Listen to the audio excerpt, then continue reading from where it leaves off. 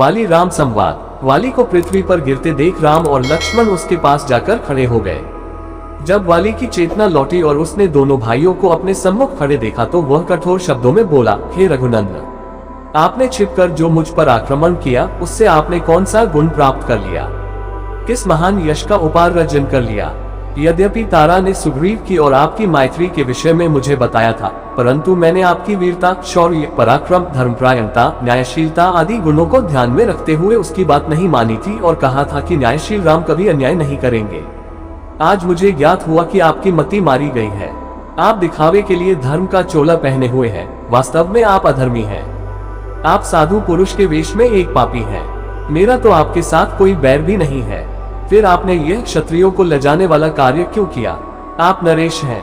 राजा के गुण साम, दाम, दंड, भेद, दान, क्षमा, सत्य, धैर्य और विक्रम होते हैं। कोई राजा किसी निरपराध को दंड नहीं देता। फिर आपने मेरा वध क्यों किया है। हे राजकुमार, यदि आपने मेरे समक्ष आकर मुझसे युद्ध किया होता तो आप अवश्य ही मेरे हाथों मारे गए होते। जिस उद्देश्य के लिए आप सुग्रीव की सहायता कर रहे हैं, उसी उद्देश्य को यदि आपने मुझसे कहा होता तो मैं एक ही दिन में मिथिलेश कुमारी को ढूंढकर आपके पास ला देता।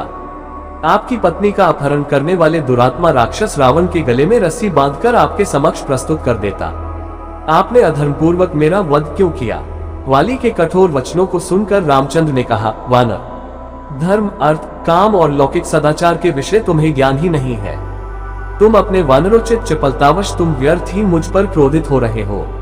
मैंने तुम्हारा वध अकारण या व्यक्तिगत बैरभाव के कारण से नहीं किया है।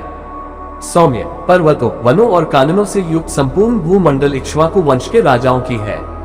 इस समय धर्मात्मा राजा भरत इस पृथ्वी का पालन कर रहे हैं। उनकी आज्ञा से हम संपूर्ण पृथ्वी में विचरण करते हुए धर्म के प्रचार के लिए साधुओं की रक्षा तथा दुष्टों का दमन कर रहे हैं। तुमने अपने जीवन में काम को ही प्रधानता दिया और राजोचित मार्ग पर स्थिर नहीं रहे। छोटा भाई, पुत्र और शिष्य तीनों पुत्र तुल्य होते हैं।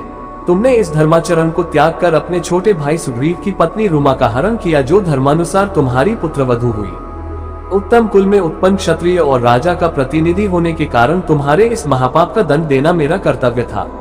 जो पुरुष अपनी कन्या, बहन अथवा अनुजवधू के पास कामबुद्धि से जाता है, उसका वध करना ही उसके लिए उपयुक्त दंड माना गया है। इसीलिए मैंने तुम्हारा वध किया। वानर श्रेष्ठ, अपने इस कार्य के लिए मेरे मन में किसी प्रकार संताप नहीं है। मैंने तुम्हें तुम्हारे पिछले पापों का दंड देकर आगे के लिए तुम्हें निष्पाप कर दिया है। अब तुम निष्पाप होकर स्वर्ग जाओगे। राम का तर्क सुन वाली ने हाथ जोड़कर कहा, हे राघव, आपका कथन सत्य है। मुझे अपनी मृत्यु पर दैख नहीं है। मेरा पुत्र अंगद मुझे अत्यंत प्रिय है और मुझे केवल उसी की चिंता है। वह अभी बालक है, उसकी बुद्धि अभी परिपक्व नहीं हुई है। उसे मैं आपकी शरण में सौंपता हूँ। आप इसे सुग्रीव की भांति ही अभय दें, यही आपसे मेरी प्रार्थना है।